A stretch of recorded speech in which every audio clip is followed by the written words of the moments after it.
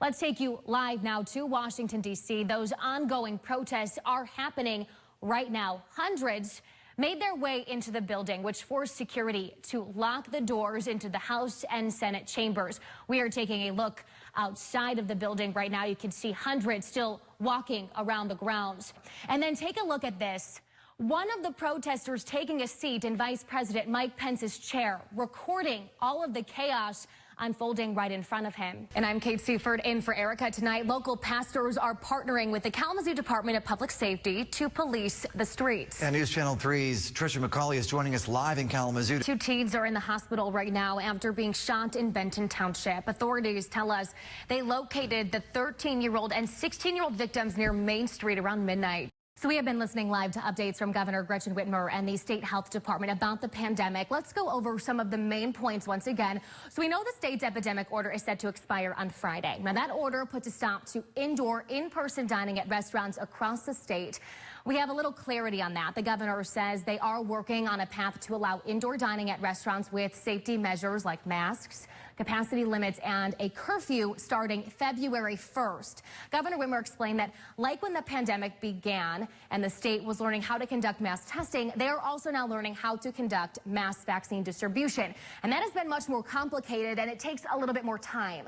All right, switching gears now and taking you live over downtown Kalamazoo thanks to our Peregrine Tower camera. Those skies looking a lot brighter than they did a few hours ago. I don't know about you, Keith, but I got stuck in the rain. Let's check in with you to see if we're going to get some more rain tonight. I have a beach volleyball game later, so I'm hoping no. It is going to be iffy. It is iffy. It just depends on where you are. Well, hello, everybody. Thank you for joining us on News Channel 3. I'm Kate Siefert. We're beginning with a live look over our nation's capital. As you've been watching on CBS, within the last hour, Joe Biden officially became the president of the United States. Well, a lot has happened over the last few hours. Let's quickly take you back through what we've seen transpire so far. All 50 states are working through similar security preparations. So this video behind me shows the state houses in Ohio, Wisconsin, and Colorado.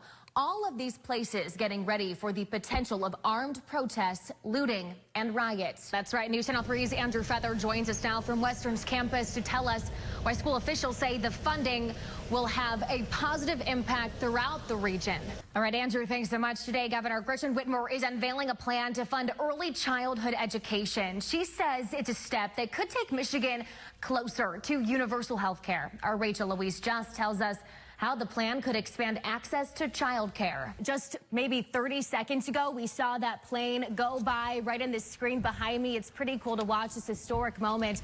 The president is here for a tour at Pfizer's production facility in Portage, where West Michiganders are working around the clock to make and ship life-saving COVID-19 vaccines to the entire world. But I know you've also covered some stories where you've talked to the elderly, one of which I remember was, I think she was over 100 years old, and you said she was just so joyful. I forget exactly where that vaccine clinic was that you were at that day, but do you remember what I'm talking about? Can you bring me back to that moment when you got to meet that woman?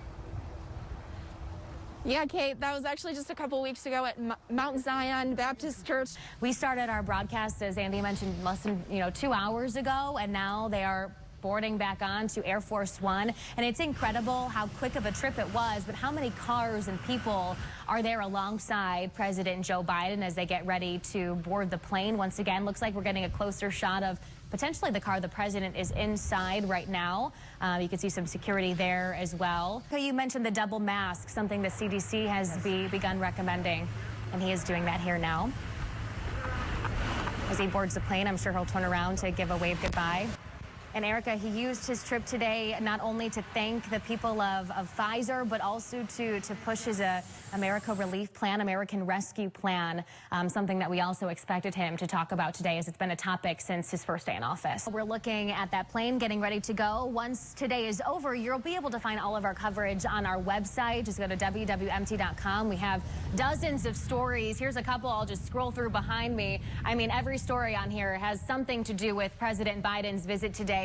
We're also live tweeting. We have live reporter blogs on our website and on Twitter. We're also collecting photos. I've been doing that all throughout this broadcast and throughout the morning. People out there, some protesters, but mostly we saw people taking pictures and videos. And like Andy said, getting to see Air Force One in person is quite the experience. So to get to do that and have it be 5 minutes from your home, That's pretty incredible. Well, you can see in this video a sheet of plywood is being boarded up at the entrance of a West Michigan restaurant tonight, and the owner is behind bars for allegedly violating COVID-19 orders and staying open even after her license was pulled.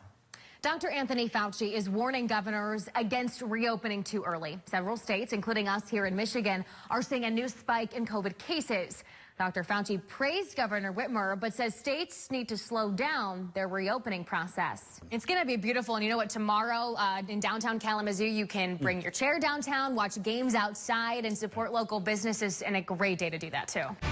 All right, we're taking you back to that breaking news that we first told you about at the top of our show. Right now, police are responding to an active shooter situation in Boulder, Colorado. We're taking a look from the sky over top of this scene. We're learning that this active shooter was inside or around this grocery store that you see right there at the top of your screen. Now, a little bit ago, we did see police walking out of the grocery store with a shirtless man in handcuffs. They put him in an ambulance. We're working to learn if he could be the potential suspect, although we are not sure. That is not confirmed yet.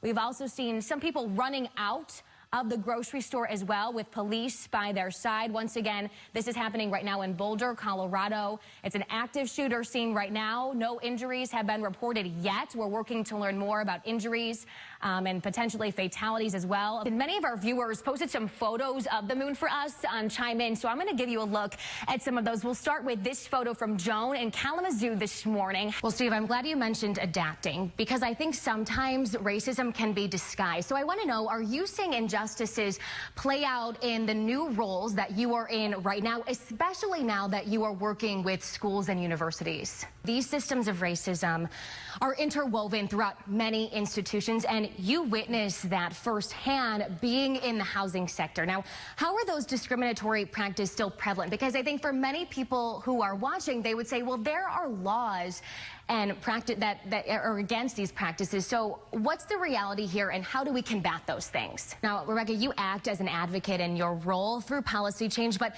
what if there are some of us who say, okay, that's too heavy of a task. What else can I do to become an ally? That's a little bit too heavy to get into policy change. Now, Tandy, I want to turn this over to you. Where do you think that defensiveness and, I guess, discomfort comes from? Well, I think it's important to state the obvious here, too, that we're a group of white people, the five of us, and we're discussing racism. So, Heather, I want to turn this over to you once again. How can you understand oppression if you've never experienced it yourself? I think it's a question a lot of us are dealing with. Bangor City Attorney confirms a criminal charge is pending against Mayor Darren Williams in Kalamazoo County. All new tonight, Maria Serrano is in Bangor to tell us about the allegations, but also how and when the city found out about it. New information now on a killing that has rattled northern Indiana. New Carlisle police say they have a 14-year-old boy in custody related to a 6-year-old girl's death. Grace Ross was found dead in the woods on Friday. Police aren't releasing any details about her death other than it is a murder investigation. Hope College is mourning a physics professor who died in a weekend car crash in Holland.